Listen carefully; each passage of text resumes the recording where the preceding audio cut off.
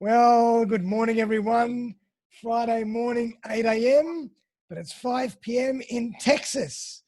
Darren Saul here from Saul Searching, the Saul Recruitment Podcast. We have a fantastic show. Joseph is here from Texas, Dallas, Texas, to give us the Texan perspective on recruitment. How you doing, Joseph? Hey, we're doing good here in Texas, Darren. How are you down there? I'm doing very well, my man. And for everybody out there who doesn't know who Joseph is, I'll give you a little bit of a rundown before we jump in and hear more. Joseph Brown is a US-based recruitment consultant with over 30 years experience within high-volume agencies as well as corporate recruiting teams. His primary focus has been on diversified information technology markets with a strong emphasis on specialized, hyper-niche skill sets. Joseph works with stakeholders to identify and resolve systemic underlying issues with their processes, strategic as well as tactical approaches to engaging and hiring the best candidates in the market. So welcome, Joseph Brown. Hey, good to be here. Glad we could connect this. Well, it's your morning. It's Thursday afternoon, as you said, here in Texas. And looking forward to spending the next hour or so with you, Darren. Absolutely, man. So, Joseph, tell us a bit more about you that I already haven't covered, because I'm sure there's plenty to tell. Yeah, I came to recruiting quite by accident. Yep. My story is... Most people do, by the way. I was the same. Recruitment seems to be one of those things that everybody kind of falls into, but anyway. Well, I really took a deep dive because I came from a background of nothing but manual labor. My dad owned a construction company. Wow. And so all I ever did, it was working with your hands, and most of the time it was in the Texas heat, either roofing houses, wow, 110 degrees, or we were building something. So, I got married in 1987, and I knew that I needed to find something that would provide some type of future if I wanted to have a family and a happy marriage. Yep. So. Yep. In 1990, I actually answered an ad for a company that called Paladin Consulting here in Dallas. And it was a sales position, a business development position. And I'd always liked dealing with people. I thought, hey, I can do this. So anyway, I sent in a resume, and the man that owned the company called me up. And I went in and interviewed with him, and we talked for probably 45 minutes. And he pretty much immediately understood that I wasn't the person that he needed to hire to bring in a new book of business, right? But we got along pretty famously. And he said, look, he said, I need somebody that can come in and help me out. He said, I've been handling the recruiting. I'm supporting 3 account managers. I'd like to find somebody that can come in and kind of mentor them. So we had a good conversation. We left. There were no promises made. It was probably 2 months later that I got a call to come back. And I spent a total of 4.5 years working with that company. So that was my first introduction, and it was a mainframe COBOL world. Oh, I remember that. I remember when I first started recruitment, I was doing a bit of mainframe recruiting. Yeah, I mean that's all there was. I mean you had no PC networks. You had peer-to-peer X.25 communications that served as what they thought was a network at the time. That's but it was big iron mainframe legacy systems. Most of them were batch, so there was no client server interaction or GUI interfaces. But the first year I was there, I managed to close about 48 people, and I made him enough money that he kept me on. So fantastic, man. Now obviously at the moment you don't do a lot of work in IT, do you? You kind of moved into a slightly different area. No, I'm still pretty much, my strength is still in IT. Okay. Yeah. That's where my knowledge base is. Again, I've worked in different sectors and different verticals over the years, but it's always been always segued into them. Like I've done some work in healthcare, but IT was the bridge that got me there. Right? I've done some stuff with chemical and pharmaceutical companies, but the IT strength has always been the bridge that got me there. So I'm diversified, but I want to keep that focus. I think there's value in that. As much as the market is saturated, and if you look at the numbers, if you look at the industry, the IT market is just completely saturated. I mentioned that when I came into the business in June of 1990, there were 8 companies in the city of Dallas that that had a shingle, that they were hanging out, that this is what they did.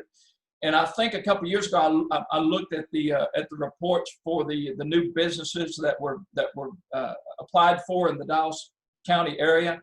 This was like 2017, and it was a ridiculous number. It was like hundreds of new companies coming online every month. So the market, especially here in the States, is just saturated. Everybody who has an internet connection and can afford a monster account and a LinkedIn recruiter account calls herself a recruiter. Yeah, absolutely. And that's a good one. Just for everybody out there in Australia, I think Monster is one of your biggest job boards, just like Seek is one of ours. Is that right? Right. Yeah.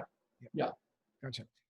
Now, Joseph, you call yourself the Recruitment Mechanic. I love that title. Tell us how you came up with that.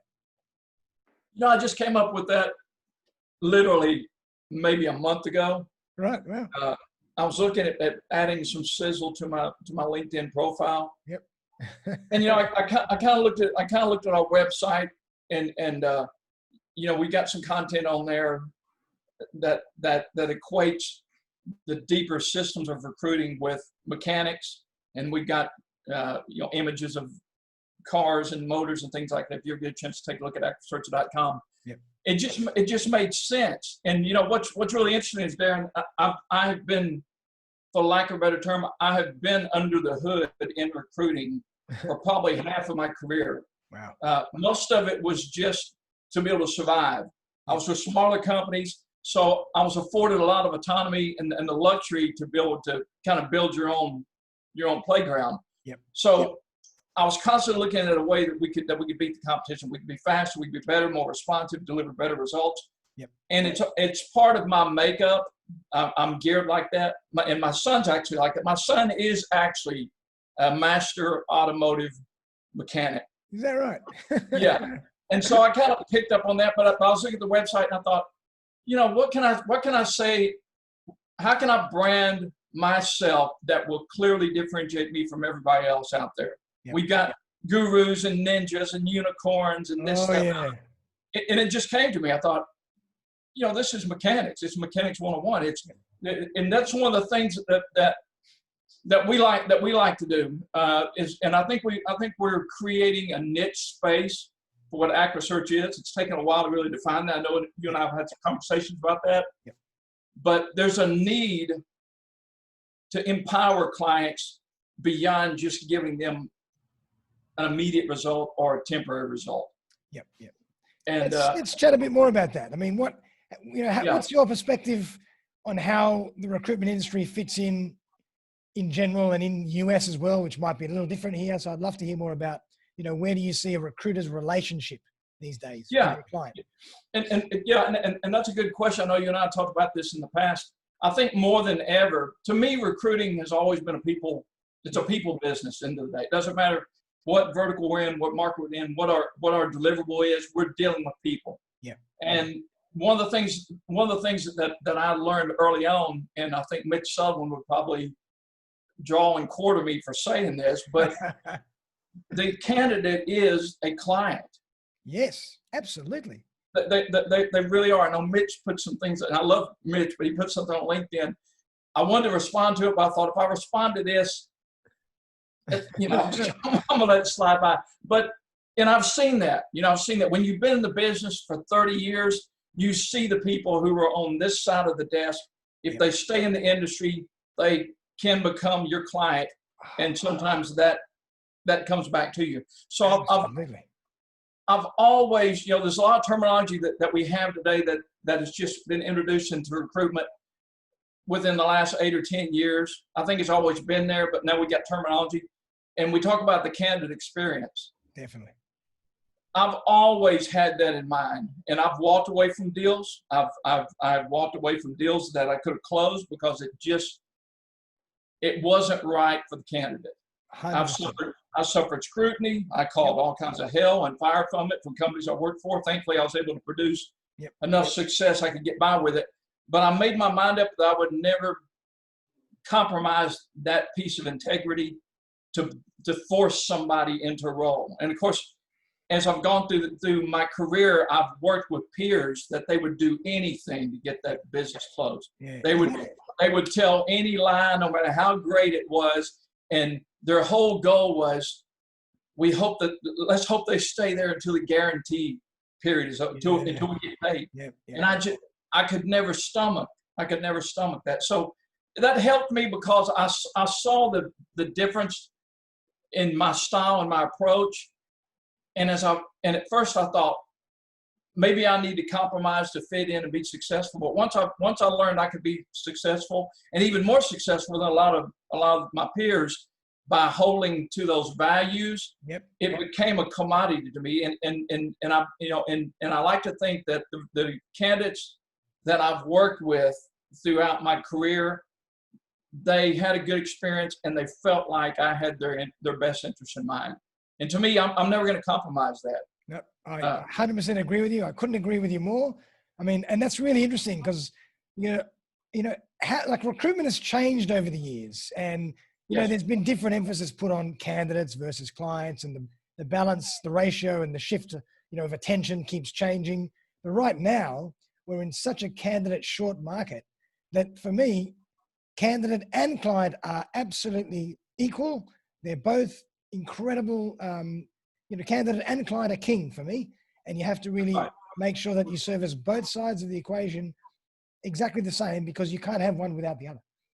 Exactly. There are two parts of what causes us to be successful and causes us at the end of the day to get paid for what we do. Yep. Right. And but like I said, early on I understood that, and I had candidates that I worked with over long periods of time from different companies into different roles. And when I realized that they kept coming back to me, it made me feel like I was making the right choices. And I've never regretted those choices. Yeah, absolutely. And I love, the way you mentioned the candidate experience, and we hear about that. We've heard about that for decades, and everybody uses that phrase, candidate care, candidate experience, but it really is true. You have to make the candidate feel that they can trust you and that you're in their, you're working on their behalf in their best interests, because, otherwise that's how you build your business. That's how you build your name. That's how you get referred other people. It's one of the only ways to work.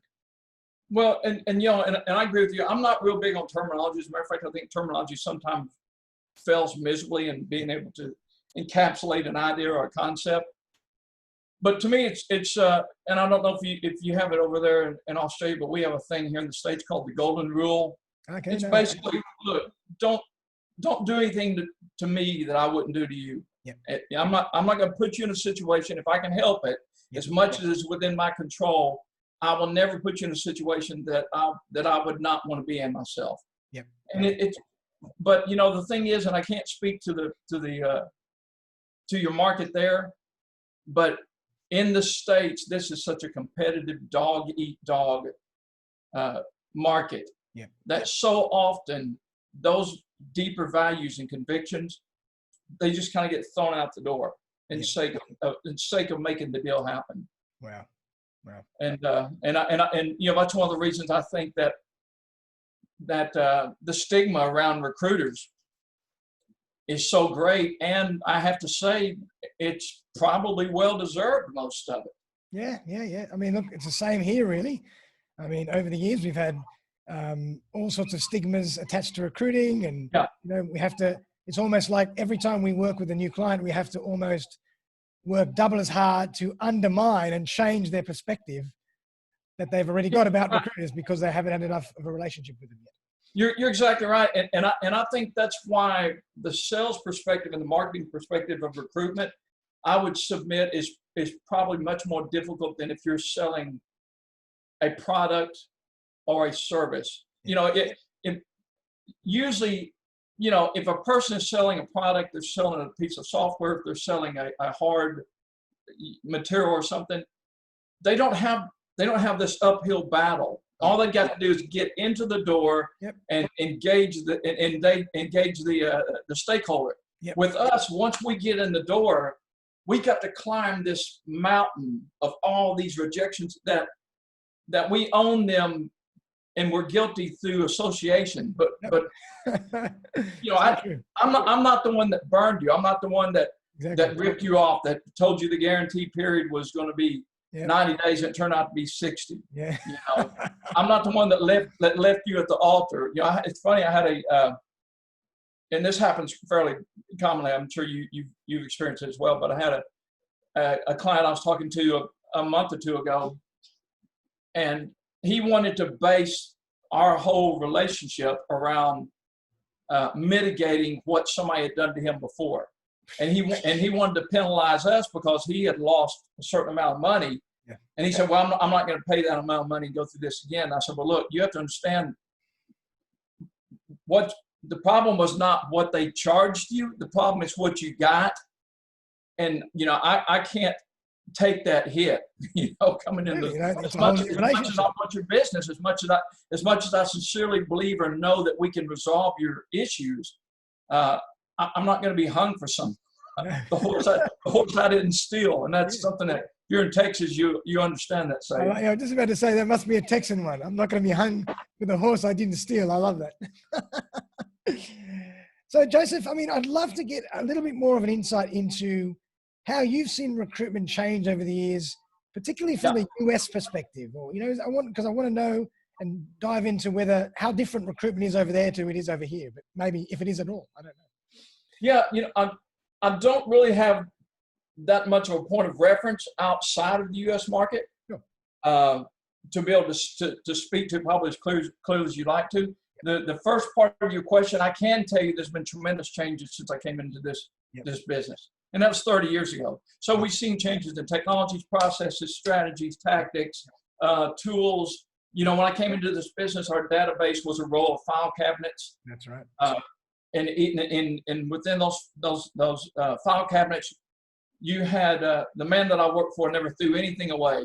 Yep. So if you went to a file cabinet and you found somebody's resume, they may have, you know, and we were dealing mostly with contractors at that time, not direct hire. Mm-hmm. So say the average term of a contract back then was probably 6 months. Okay.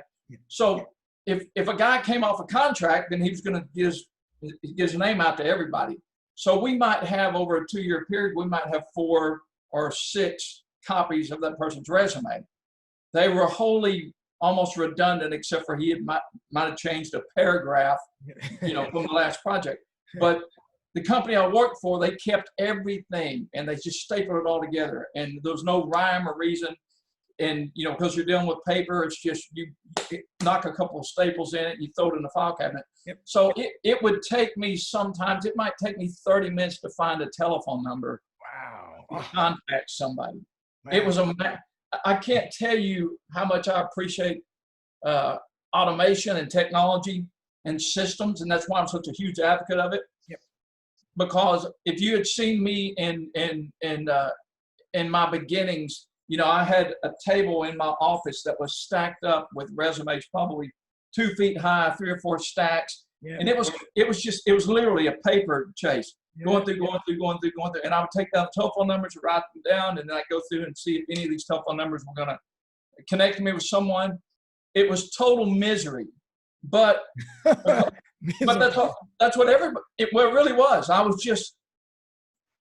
It was better than where I came from. It was better than being on a roof and it being 110 degrees. Yep. And the sun's beating down on you and you're getting paid $200 a week. I agree. You know? And so for me, I just battened down the hatches and I said, I'm going to tough it out. I had the work ethic. I was used to working 12 hours a day. And at the end of the night, if we needed to finish a job, a lot of the work that we did was out of town. So you traveled outbound. If we had to finish a job and we didn't finish it by the end of the sun went down on Friday evening, we put floodlights up on the roof, and you stayed out there until you got it finished. So that's the world I came from. So when I came into the office, I had people I was working with that were complaining because the coffee was too cold, because they sat in traffic too long, and I thought, if I'm competing against these people, you can make it hands down. Yeah, I can take the field. And so that's one of the things, because I didn't have a college degree. And it's really interesting to me because there's companies now that, despite the success and the career that I've had, they will not hire me because I don't have that piece of paper. Yeah. Yeah. It used to bother me. It just puzzles me now. Yeah. 100%. I agree with you. It's crazy. I mean, to experience as a recruiter, the experience is everything. It's everything. It's everything. There's nothing like sitting in the seat. Yep. And living in the trenches. Absolutely. Because recruitment is so much about subtleties and nuances. And, you know, the more you recruit, the more you start to notice behaviors and read different situations. And you can't do that. You don't have that skill unless you have your, you know, do your time in the trenches. You can't gain that experience. You're exactly right. And I think one of the things is I've noticed it's, you can't learn the things that you need to learn to really be a great recruiter. You have to assimilate it. You have to go through the trial and the error and soak it up. Baptism by fire, you know. But you know, I was thrown into the pit, man, because like I said, when I came into the business, we were supporting between 40 to 45 contractors. We have attrition, you know, every month we ebb and flow, but we supported year-round 40 to 45 contractors. Okay. And I had 3 account managers, and 2 of them were pretty solid account managers. And so, you know, I had to keep up with the grind. And I had zero. My training was, here's the telephone, here's our database back here. Here's our, you know, here's our database, and then the front end, our client server UI was a Rolodex. Yeah. So and I was basically told, here's the work, go do it, and get results. And I had to have 3D. It's hard. I talked to recruiters about this that have come in since the turn of the century. It sounds strange saying that, or even came in the late 90s. Yeah. And that they can't wrap their head around it. But the man I worked for demanded that I have 3 deep coverage on every position that came in the door by the next morning. Wow. So you know what? A lot of nights I stayed there to 8, 9, 10 o'clock, 11 o'clock, 12 o'clock. It wasn't a late night for me. It's what you did because his vote of confidence was in me. He hired me. He had enough faith in me to give me this opportunity. And I was damn sure not going to let him down if I could help it. And I remember situations like when you're placing a contractor and everything's ready to go. The paperwork is signed. It's Friday afternoon. They're going to be starting on Monday. Yeah. All of a sudden at 5 to 5, you get a phone call. Sorry, I've got a better offer. I'm not going to be starting. And you've committed to that client that someone's going to be there on Monday morning. So what did that mean? I was in the office that weekend or that night till late till I found someone to start on Monday. You just have exactly. I had a deal come in one time, the worst case scenario that I can still recall in 30 years of doing this.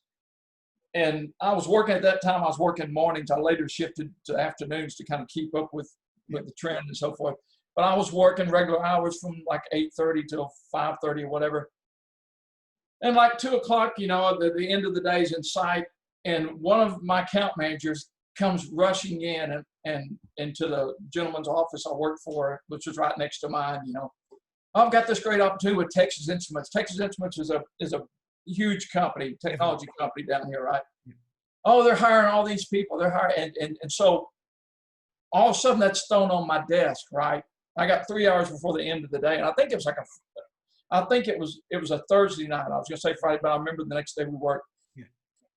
But I had to have 3 deep coverage on this. I think I ended up contacting and recruiting, I'm not lying, like 37 people. And I think it was midnight before I got home. Yep. and because we were paper driven, you had to print up a copy of every resume, had to be put on the man who owned the company's desk, had to be put on the account manager's desk, and then we had to put one up front for the woman that would type the resumes in WordStar or something, you know? Yeah. And the next morning, I'm not kidding you, I got in, and by 10 o'clock, the whole thing just went away. The account manager said, oh, you know, they've already closed it. And that's it. That was it. That was it. No question about it. God. No pushback. So I had to eat a lot of that stuff early on. Oh, yeah. So, but, you know, it puts character in you. It does. And it strengthens you. And when you go through what you call those baptism by fires, there's not much that you back down from.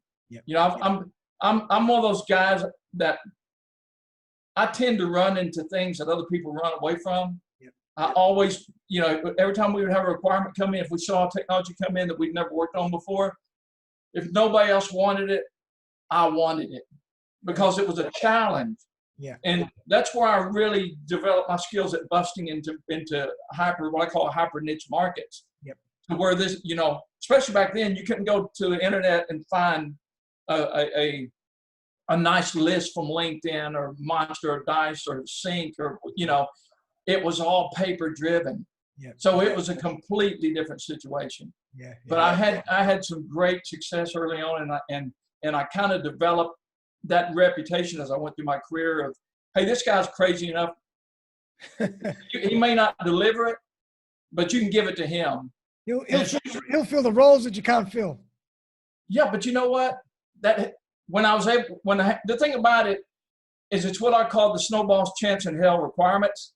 Nobody expected you to close them. So if you didn't, nobody crucified you. Yeah. But if you could find that rare success, you became, you know, this god among recruiters or something. And that was nice early on. You know, when I was younger, it was all about what I called the gunslinger days. You know, I'm going to be the fastest. I'm going to beat everybody out. Yeah. You know, you're young. You want to make your mark. And it was a lot of fun in those days. Oh, that's fantastic. I mean, let's chat a bit about that because obviously, you know, you pride yourself on being able to fill those roles that are not so easy to fill, or, you know, those solving the tough recruitment problems. How do you go about that? What are some of your thoughts around that?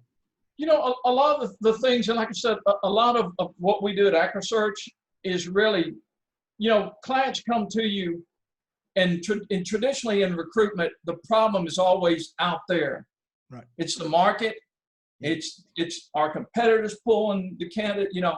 Yeah. And I learned that a large percentage of the time it's about something that's happening that they're not aware of, that they don't understand what's happening, and they don't take a look inside. Yeah. You know, you can lose business and you can lose ROI a myriad of different ways. And the thing that I realize is when it comes to systems and processes, your gains are rarely in one big thing. It's these incremental little things that create this massive breakdown in performance. Oh, I'm so glad you mentioned that, because, you know, that is one of my biggest philosophies in recruitment and in general, in business and in general, but particularly in recruitment. You know, from the outside, it can look like a very simple process. A, B, C, place, collect your fee, and that's the end of it. But right. It's really about, as I mentioned, the subtleties. But I think to be a good recruiter, you have to be able to execute every little step as well as you can. And the sum of those little steps give you that big competitive advantage at the end. I think that's really, and that's what you're saying. That's true. And that's one of the things, because a lot of what we do is focus on the deeper processes. Our goal is, you know, I had a good career as an agency recruiter. Yep. Made good money. You know, I was with startup companies that became, you know, exploded and became $1 million companies. So I had that experience early on, and as I matured and became more seasoned, it became about how can I really help? Yeah. What can I do that's going to make a difference? So, you know, I love to empower, and this is one of the things that a lot of our peers are still stuck in what I call they're recruiting like it's 1999, yeah. Like the Prince song. Yeah, yeah. Some are recruiting like it's 1990, right? We tend to put our value on our commodity, right? Our commodity is we can deliver this candidate. We can find somebody nobody else can. Yep. But if you're my client, and everybody out there in the market has this mindset that they're trying to put out your fire today. This is your problem. You need to hire somebody right now. There's 1,000 people out there that can do that for you. Yes. But guess what? 6 months from now, when you need to hire somebody else, you're right back in that cycle. So when I begin to see that cycle and understand the real impact that has on clients, and begin to, you know, wonder is there a value in that to stakeholders? And then when I began to have those conversations, I found out people would tell me, I've never talked to a recruiter that's ever talked to me like this before. I've never talked to a recruiter. They were shocked that because they were used to dealing with recruiters, that wanted to guard all the secrets. We've got better tools. We've got better processes and this. And if the only way that you can add value is because you got a better system, a better process or tool, you're not adding value. Because there's always going to be a new tool. There's always going to be someone else with another process or another technology. You can never escape from that. But the thing is, and obviously there's a balance, because you don't want to just open up the treasure house and give away everything because you can quite quickly find yourself out of a market. But empower your clients. Look at their, solve their problem today. It's like if you look at our website at Accurasearch when we're putting it together, I came up with, I thought, well, what can we say quickly that's going to make a difference? Because everybody's saying the same thing. We're this, we're that, we're a great company. Most of it is lies. We're not. And you've even hit the nail on the head there. The first word of all those phrases are we. Exactly. Exactly. You, what can we do for you? You're the client, not we. Right. It's not about, it's about you. You're right. And it's marketing 101, but everybody's, half the so-called global companies in this field is some guy sitting at home working from his home office. There's nothing wrong with that, but let's be real, And so what I try to do, I try to be down to earth. I think I'm very transparent. I'm the type of person. Sometimes it weighs against you, but if you ask me my opinion, I'll give it to you. Yeah. If you don't like it, I'm gonna say, now remember, Darren, you asked me for my opinion, right? I love it. But the difference in what we do is we're gonna put out the fire, but then we're gonna figure out how to keep your house from burning down 6 months from now. And like I said, a lot of times it's just empowering or educating the stakeholder or educating their internal recruiters. Most of the time the stakeholder is willing to listen. A lot of times the recruiters, corporate recruiters think that they know everything. I've been one. Nobody wants to see you. Nobody wants to let you see them sweat. They don't want to let you see their breakdowns. But in keeping up these appearances, if you're not able to resolve the problems that you got in hiring, you're just playing this game. Definitely. So, it can be about tools. It can be about, you can have the right tools and not know how to use them. A large part of what I do, I've always been involved with applicant tracking systems. And, Adam Gordon over at Candid ID, they've developed a great tool. They've done a wonderful job of developing that tool. But what they do, I realized as I began to look more into what they were doing at CID, I've done that for years. I just haven't put it into a clear process. We have a manual, what I call a reclamation process, because every place I've worked, whether it was working for agencies or working as a corporate recruiter, the first thing I learned to do is, while everybody else is going to Monster and they're going to Dice, and they're going to Sync, and they're going to LinkedIn, I'd walk into these companies and they'd have 100 or 200,000 resumes in their database that they had built up over years that nobody's mining. Yeah. And so the first thing I would do is figure out, okay, if everybody's fishing over here, right? Yeah, absolutely.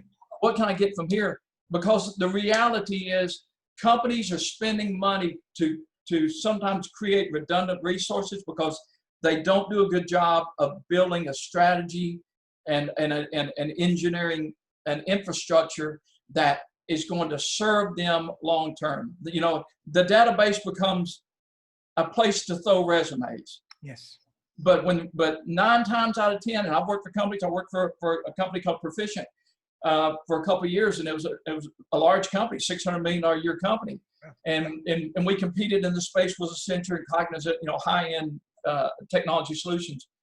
But we had like 22 recruiters, and we had, I don't know how many seats, every tool that you can imagine, Dice, Monster, Career Builder. We had all of these wonderful tools, but their infrastructure was so poorly put together, and it was just a treasure chest. And so when I was there, I worked with the director, and the director that brought me in, I was there twice. The director brought me back the second time and said, I need I need your eyes on this. I need new eyes on this. And so I worked with them for about a year to take that tool and to optimize it to where you can go in and you can get the results. Now what they did with it after I left, I don't know.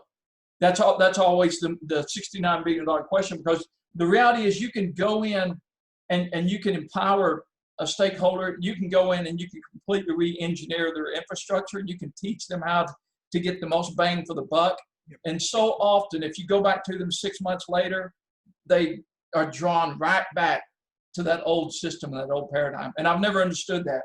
I have learned that good people will marry themselves to the death to really bad processes and systems and tools. Yeah. And as well as agencies. Recruitment agencies do the same thing. Yep. It's our reluctance to change, I suppose. It's our reluctance to embrace new ways to do things, think outside the box. We're all creatures of habit in a way. Well, I think that, and one of the things with agencies is you don't have time to stop and open the hood on the engine. True. You got to keep it running down the road. So you change the oil, you put gas in the thing, you hope for the best. Tires, and off you go. That's right. And you burn on down the road. But what you do, if you do that, sooner or later, you're going to burn that system out. Yep. And sooner or later, that lack of performance is going to catch up with you. But that's the difference. What I found with the corporate world is it's usually the politics. There's people that made the decision to buy this tool. A lot of times they've invested ridiculous amounts of money into it. It's not working. The recruiters hate it. Yep. But you know what? Somebody with a title and a pay grade much higher than yours made the decision, and you're stuck with it. Yep. Even when you talk to stakeholders and say, this is what it's costing us every month. This is what we're losing. This is why we're losing to our competitors. Yeah. It's like it just remains there for eternity.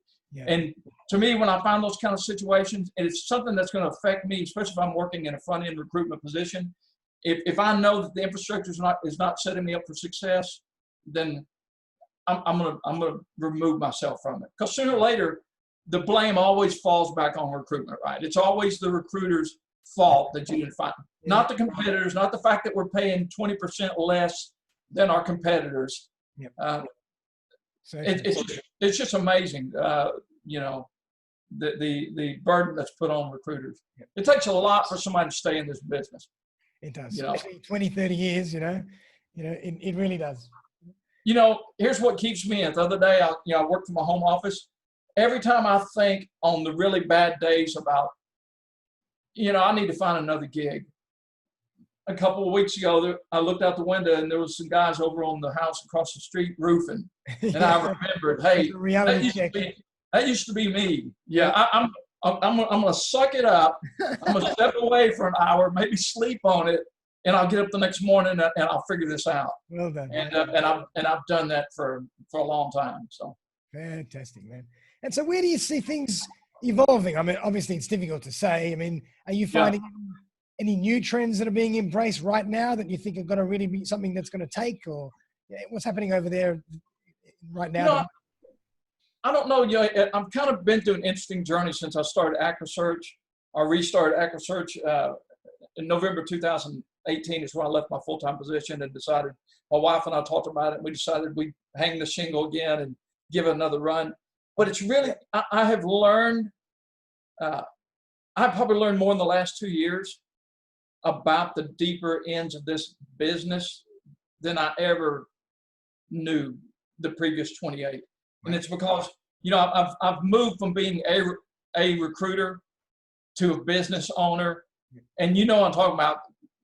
You don't realize all this is behind the curtain until you start having to try to put it in place. So I have a much better appreciation for the business owners that I've worked with throughout my career.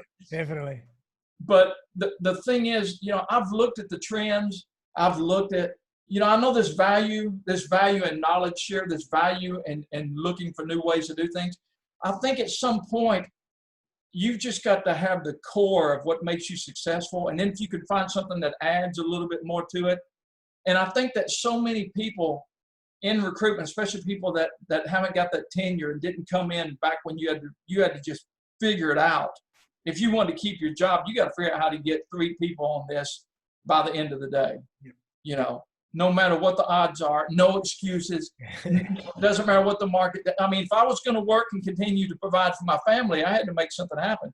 But I think that so many of the recruiters that have come in, the younger recruiters, they I don't want to use the word that they're spoiled, but they've never known that experience. So for them, it's about tools and processes and systems. And so they're always thinking, if I can get this tool, this is what's going to make me successful. If I can get my hands on, if I can move from having a regular LinkedIn account, if I can talk my manager into buying me a LinkedIn premium account.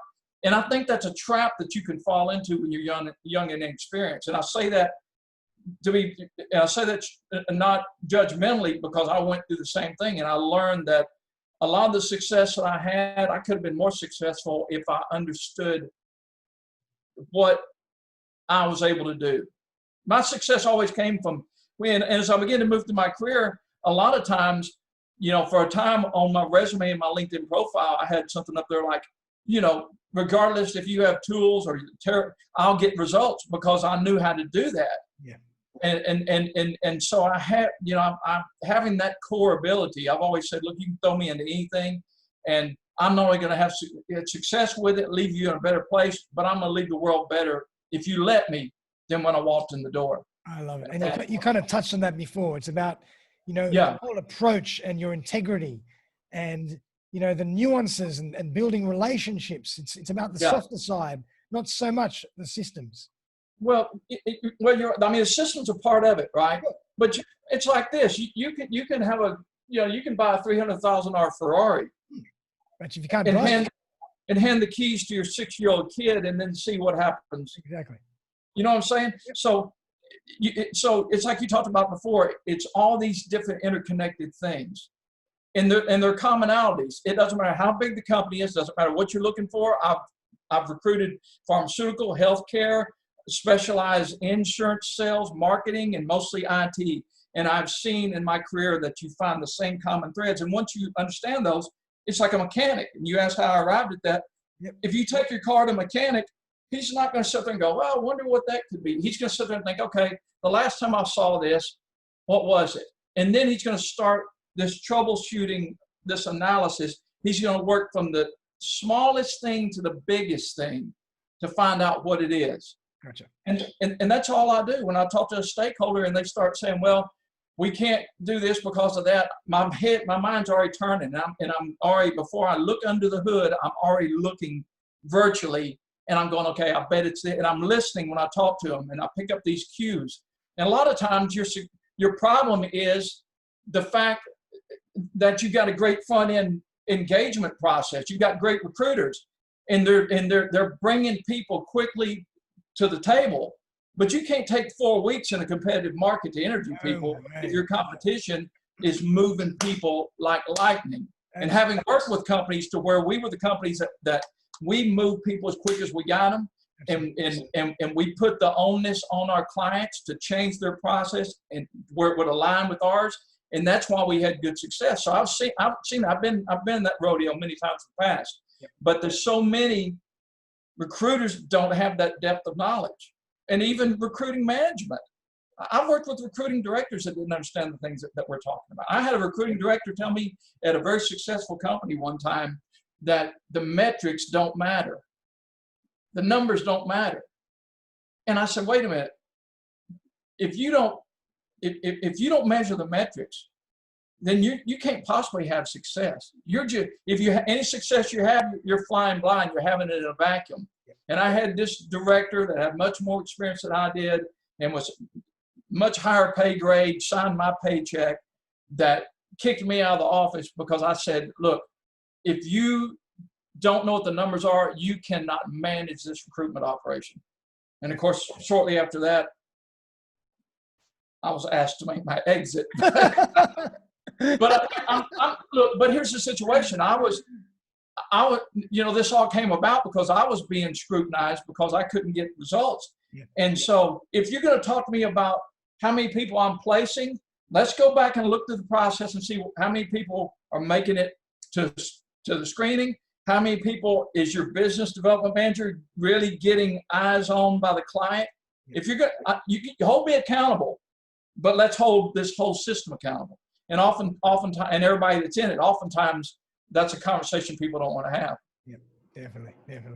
But it is the conversation that you need to have, especially if you're being impacted by it. But absolutely. Recruitment is a very tough gig. I mean, it's one of the toughest gigs out there, and a lot of people don't realize that until you're really in it, working the process from A to Z. It's a complicated game. It is, and that's the fascinating thing to me is despite all the commonalities, and there's many, I don't think there's ever been one day that's been the same as the other one in all the years I've been in this. Absolutely. You know, it's predictable to a certain extent, but you can look for the same skill set today and look for it 6 months from now and have a completely different experience and completely different challenges. It's always in flux. And that's the thing that I love the most about it. And, you know, people use the term passion. I think passion is overused. I think it's become kind of this term that it's kind of phony. So I try to stay away from that.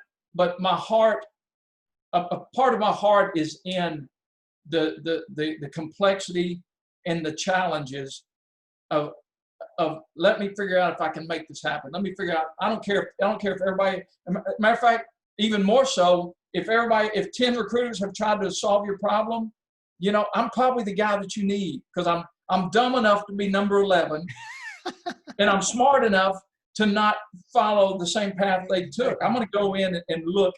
And like I said, you'd be surprised how often the problem is not outside. It's not marketing. But nobody ever looks at that. Recruiting operations are run to where at every level there's this disclosure and there's things that are held back. There's never full transparency. The owner of a company a corporation who's depending on their recruiting operation never knows how bad things are in the trenches, because you got 3 layers of managers that are going to shield that CEO. Yep. And if you got something that the CEO needs to know about, you're not going to get it through that massive layer of politics and you know, that convoluted process. And so many times companies fail because the politics will not allow them to address the problems. It's amazing to me. It's really, when I talk about recruitment is both an art, but a lot of it is science. Definitely. It's science. Marriage between science and art, for sure. Yeah, and it's not just science. It's like quantum mechanics. You know, it's because everybody can see what's here. It's when you got a mind to see what's in the invisible realm that nobody's talking about. And then if you can have those kind of honest conversations, and you can bring a stakeholder to the table, and you can have that conversation, and then you can see the results, and then you can see the impact that they have that carries with them, not for a month or for a quarter, but year after year after year. I feel like I've done my job at that point. That's incredible, man. But before we finish up, I just want to make sure that everybody in the US, particularly in Dallas, knows how to contact you and get in touch with you if they need some help. So maybe tell us a bit more about you, your company, and how we find you. Yeah, sure. Well, our website is accurasearch.com, and that's ACCURASEARCH.com.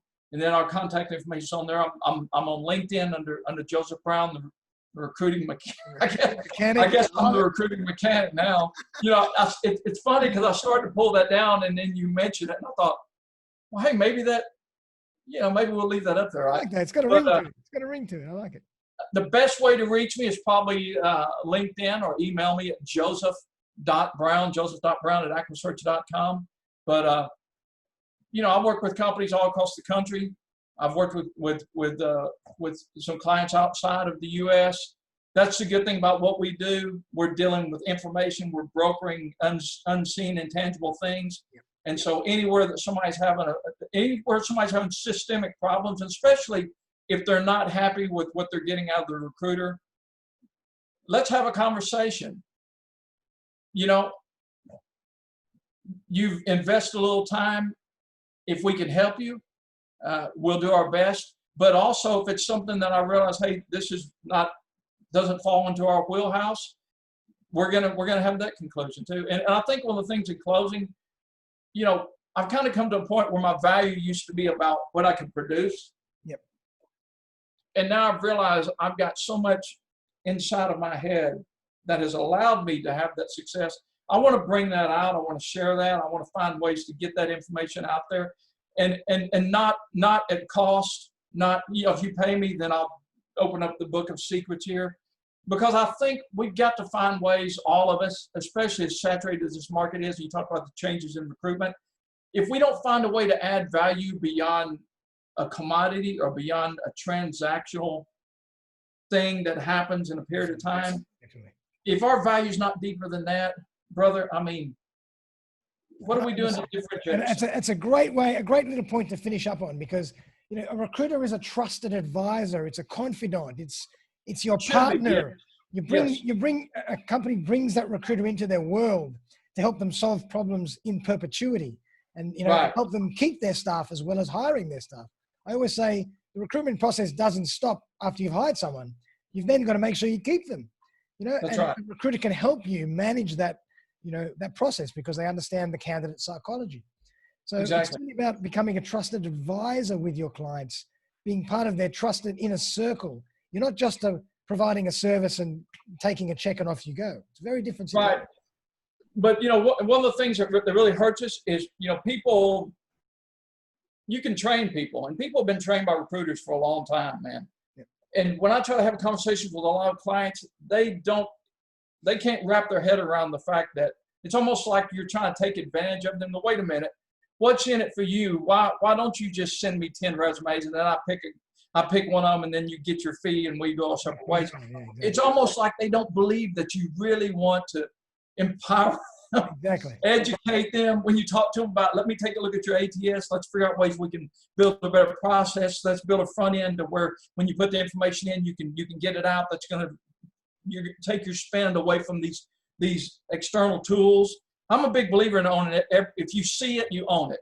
Yep. Right? So if it's on LinkedIn, if I can figure out how to get it off LinkedIn, that's going to end up in our applicant tracking system. If it's a resume off of CareerBuilder or Dice or Sync or Computer Jobs or whatever, you know, you paid for it.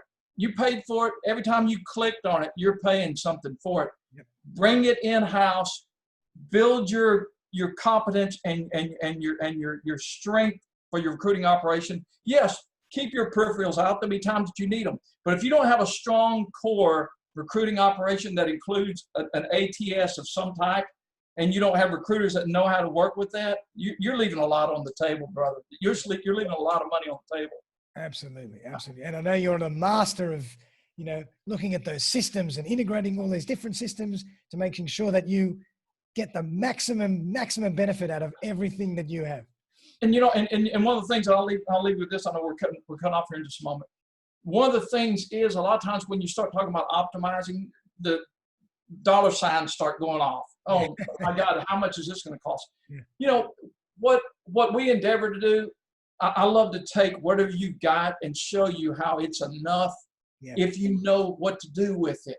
Gotcha. And you don't have to have the best database out there. No. You can have the best database, but if you don't have the right design with that ATS system, then it's a boat anchor. But you can take a $99 a month system with the right design, and somebody knows how to put it together, and it will beat the $50,000 front to back HR all-inclusive Taleo systems all day long. I've proven it many times over my career, but stakeholders, they think when you talk about optimization, oh, what's it going to cost us? Oh, we don't have the budget. Look, let's just take the budget off the table. Yep. You're going to compensate me for the value I add, but other than that, let me show you how to use this tool that you've had for 4 or 5 years. It's running at 20% because there's one little thing that you don't know that I know because I've lived in that space. Yeah. And that's what I want to get. That's the message I want to get out there, because so many times that's the reality. It's just one little thing. You're not going to change the whole world overnight, but you know, what is 10% or 12% or 15% worth when you look at your overall bottom line? Definitely. And it's holds true to what we mentioned before. It's those little things that can make a huge difference in the end. if we just take notice of them and make sure that we articulate and execute on those little things. And understand what you're looking at. It's like you go to a doctor. You know, a doctor asks you certain things because he knows from the symptoms, he can start determining what you've got. Yeah. But you can't. You can go, well, I feel like hell. You know, I've got a fever. But if you go to somebody who lives in that space, and hopefully recruiters can reclaim that space to where we're not just commodity. I think this is what's happening. You know, we talked about the changes. We talked about this before, you and I. I think we're going to see a refinement of recruitment. I think the people that don't have the core goods to deliver, they're going to fall out. And I think when the smoke clears, whenever that is, we're going to have professional people that recognize this is not about just making money or you know, or winning bids or closing business. It's about, like you said, being a strategic partner to every client we interact with. Absolutely. And because that's what is going to, that's where the business is going to. And I'm excited about it. I think it's just a matter of time, especially with the impact we're having economically right now and with the changes because of COVID. There's a lot of, you know, just like we're seeing businesses every day closing up, we're also going to start seeing recruiting companies that need to close the doors go away. And it's going to leave people like us that are there for all the right reasons. So I'm excited about it. I think we got a bright future ahead. I love it, man. That's fantastic. And it's a great, beautiful, positive note to finish up on is really heed that advice from Joseph, you know, because it's so simple, but just a lot of people forget and we get caught up in our day-to-day daily grind and we forget about why we're actually here, what we're actually here to achieve. Yeah. And what makes us enjoy what we do. Right. Exactly. Absolutely.